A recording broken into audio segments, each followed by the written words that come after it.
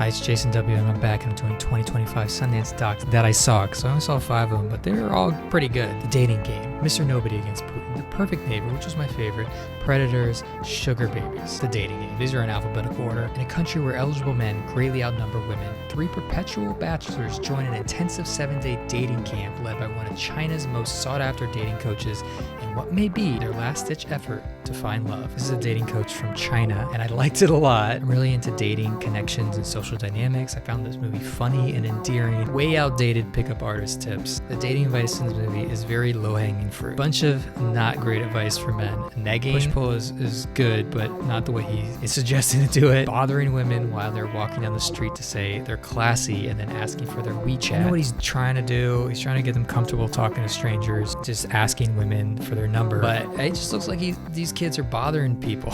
Saying women are mostly visual animals. This is not true. Yes, attraction is important, but everybody's view of attraction is different. And that's just fact. His wife is also a dating coach for women. She calls him out on his advice. He says his game worked on her, his quote unquote game. And then she says she saw through his bullshit and liked the real him, so she could see through all that bullshit. That's not what got her to like him. She says women are more interested in emotionally connecting with men and not their flashy clothes and their fake penthouse pics. Thinks he should stop trying to change men into something they're not. She said that to him on video. And then she says his advice is stupid, is if he doesn't communicate better with her, they'll be getting a divorce. Something about this being captured on video, it was good. It was like a breath of fresh air. I mean, he doesn't even take it too hard. He just seemed like he was confused when she was saying this to him. But it also shows that women all over the world want the same thing, an emotional bond and connection with someone. That is why we want relationships. Men want it too. It's bullshit if you say you don't. He does help men with their confidence. I will say, like, he doesn't have bad intentions. He's not completely wrong about everything. He means well. Most of what he says does work. He's not teaching inner game correctly, bettering oneself by being an attractive person. And there's interesting cultural aspects of the movie. Most dating and relationship desires are pretty much the same no matter what country you are from. Yeah. By the end, we learn many Chinese men and women are turning to AI girlfriends because they're perfect. Mr. Nobody Against Putin. A Russian teacher secretly documents his small town school's transformation into a war recruitment center during the Ukraine invasion, revealing the ethnic dilemmas educators face in propaganda and militarization. And I liked it. It takes place in an industrial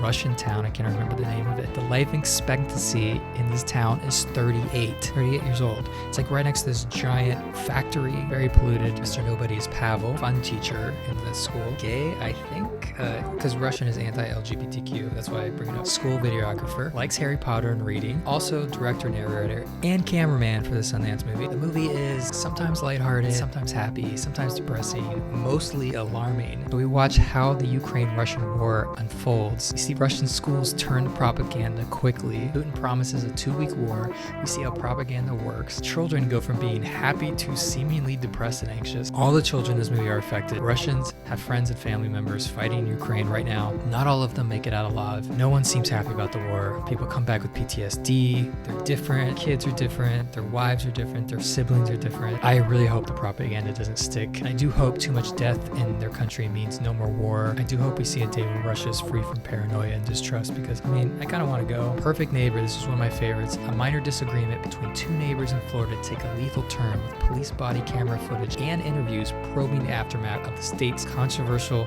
stand your ground laws. 95% of this movie is told through body cameras, police body cameras, and it feels like we are watching the situation unfold in real time. It started a year or 2 before the actual incident. The villain is Susan, the ultimate Karen. I'm talking about the ultimate Karen. When people say this word, this is who they're talking about. Her name's Susan. She's a racist, paranoid, just plain mean, especially hates kids, calls them slaves, retards, and the N-word. And we watch as she calls the police almost daily on them for playing outside. The kids never venture into her yard, but she still call the police on them. And this was like a weird bonus fact. She rammed some guy's like gated fence and was charged for it. This was like a separate incident besides this whole neighborhood thing. Everyone in the neighborhood hates this woman, and rightfully so. I mean, the cops seem tired of showing up to her house. The cops are on the side of the neighbors, which, in fact, if you saw the protests, you would not think that. And we hear them secretly call Susan a psycho and a bitch. And this is captured on their body cams. Like when they're walking away from her, they're like, who the fuck is this lady? They don't say those exact words, so don't talk about it. I'm just saying, even the cops did not like this woman. Here's a spoiler alert in 5, 4, 3, 2, 1. I mean, this is a case that's known and happened last year or the year before. I apologize if I don't say the name right. Susan shoots at Jakey Owens through a door. We watch families torn apart. We watch a cop tell the neighborhood, the dad, the 2 sons, that his mother has just died. We watch that as this happens from a body camera, and it's heartbreaking. It's heartbreaking. Like, I don't even want to think about it too much or I'll start crying right now. It's the most realist thing you'll ever see. And one boy feels like it's his fault his mom died. This happened in Ocala, Florida. I used to live near there. They didn't immediately arrest Susan, which sparked outrage, and it was because of the stand your ground laws. You realize they didn't arrest her because they had to make sure this wasn't a stand your ground situation, which is crazy because this woman shot another woman through a door. Cops needed to investigate first because of this law. Yeah, seeing the neighborhood afterward was really sad. You could just tell it was different. You see Susan tell the cops when she thinks it's okay to use the N-word. You see Susan write a letter to one of the boys who lost his parent that she shot, blaming the mom, and we see Susan refuse arrest. Susan's definitely a racist and a sociopath. Predators, exploring the controversial NBC series that caught potential child predators and sting operations leading to arrests and its eventual cancellation.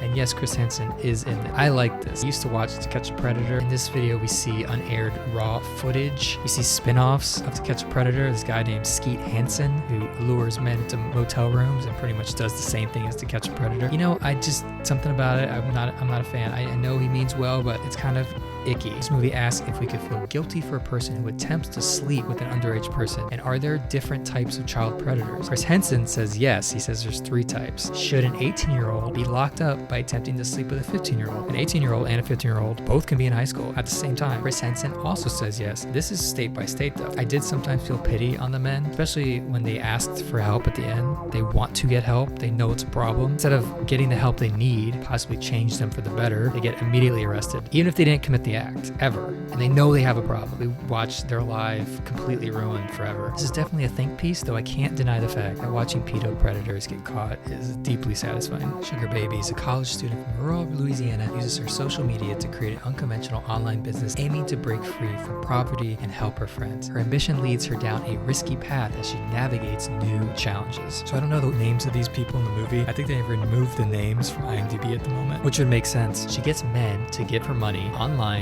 without meeting up, without sex pics. That's what these women have been able to do. She teaches other women how to be sugar babies just like her. She's TikTok famous. She calls herself a sugar baby without the sugar. She's from Ruston, Louisiana. The minimum wage there is $7.25 an hour, and most people are poor, working 2 jobs to survive. Can't remember if it was the mayor or the governor of Louisiana tried to raise the minimum wage 7 times already. The lawmakers won't do it. Her and her friends are very likable though. The way they party reminds me of back in high school and college days, smoking blunts and drinking vodka and shit. A bit sad and depressing. Her friends and family can't break free of the poverty. She moves away, but moves back in 3 weeks because she was homesick. They just all can't live without each other. Like when they leave, they have to come back. And the only way they could all get out of there is if all of them were in better financial situations, which sucks. You know, I know moving's hard, but I feel like they're kind of like being dragged down by this sad, impoverished town. It's, the environment is what it is. It's the environment. Being trapped in my hometown is my nightmare. Her boyfriend was a really good guy, a good person.